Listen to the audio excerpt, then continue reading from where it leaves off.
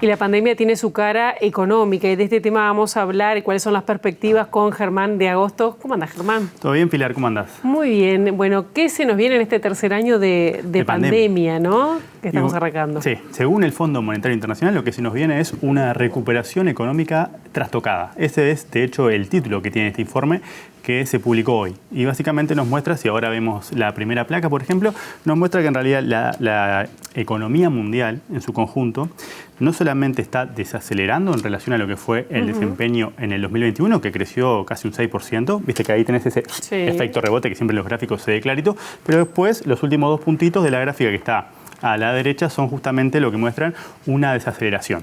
Y no solamente es una desaceleración respecto a la tendencia que veníamos, sino que es un escenario peor del que proyectaba el fondo hace 4 meses atrás en su otro informe. O sea que tenemos como esa doble combinación. Si miramos qué es lo que pasó, por qué se corrigieron a la baja las perspectivas para este año, lo que tenemos es que el grueso viene por el lado de Estados Unidos y por el lado de China.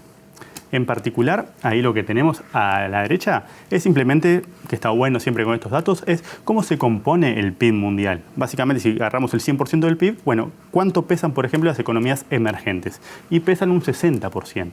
De ese 60% del PIB mundial, China es un 19%. Es la principal economía del mundo. Y debajo en azul tenemos que el 42% lo representan lo que llamamos economías avanzadas, donde Estados Unidos representa un 16%. Entonces, eso simplemente para mostrar que son dos grandes motores, en particular China, que es un quinto del PIB mundial.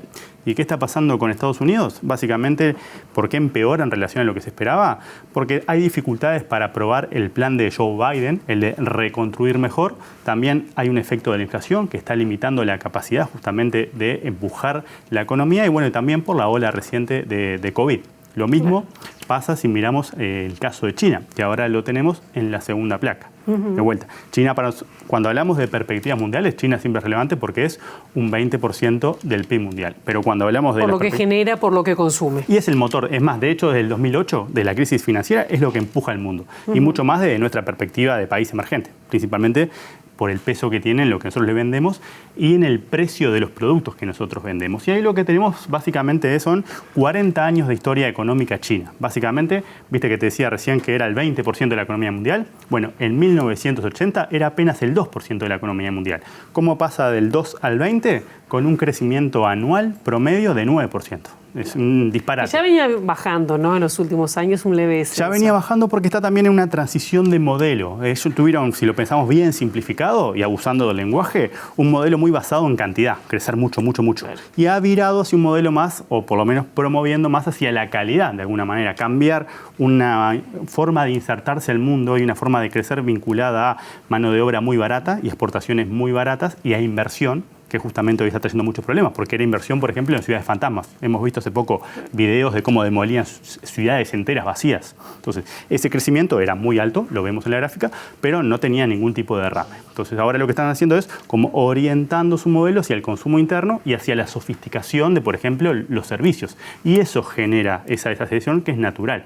Pero si vos te fijás, ahí no estamos viendo ninguna caída, ninguna torrecita está por debajo del cero. O sea que en el 2020 China creció poquito, pero creció.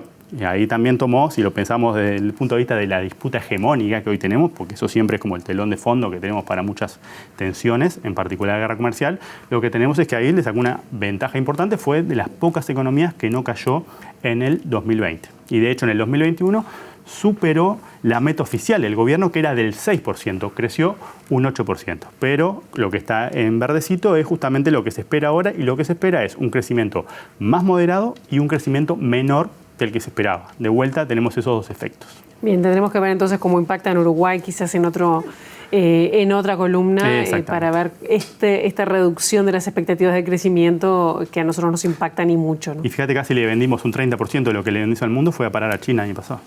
Bien, nos dejaste pensando, ¿eh? menos esperanza. Gracias, Germán. A vos.